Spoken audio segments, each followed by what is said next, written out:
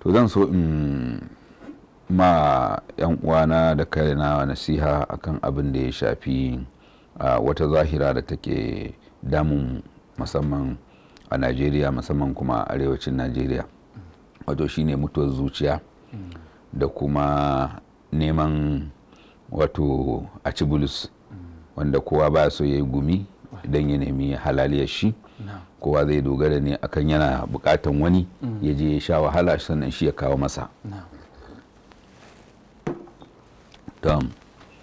Babu shakka neman na kai a addinin musulunci abu ne wanda yake wajibi, kuma tilas mutum ya zama ya tsaya don ya nemi abin da Allah maɗaukin sarki zai sa a cikin fatan bakin shi, ya da shi da kanshi da iyalansa da wanda ya zama wajibi ya ɗauki nauyinsu.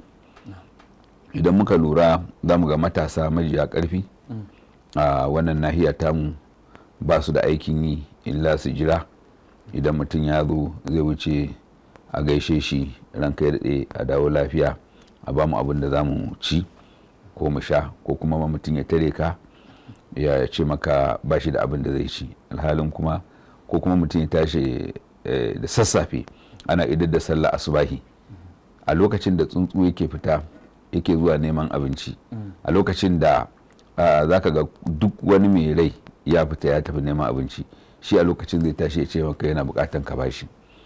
To kaga wannan mutuwar zuciya ce. Manzon Allah sallallahu alaihi wasallama ya bayyana mana shine shugaba ka'idi wanda yake nabi kuma mursali, amma duk da haka bai san a zo ana mimmiƙa hannu ana karɓa. Sai yake ba mu labarin wato annabi Dawud ya ce wa ma akala ahadun qattu wa ma akala ahadun ta'aman qattu khairan min amali yadihi. Wani mutum bai taɓa cin wani abinci mafi alkhairi ba fiye da abin da ya aiki da hannun shi, ya samu gumin goshin shi, sannan ya sa a fatar bakin shi. Shi kanshi wannan abincin ya fi daɗi saboda gumin mutum ne. To sai ya raba da cewa wa inna nabiyallahi Dawud alaihi salam kana ya akulu min amali yadihi. Annabin Allah, annabi Dawud, Allah ya kara mishi yadda, ya kasance yana cin abinci ne daga aikin da ya yi da gumin goshin shi. A cikin wata ruwaya da Bukhari ya rawaito yana cewa kana Dawud alaihi salatu wassalam la ya akulu illa min amali yadihi.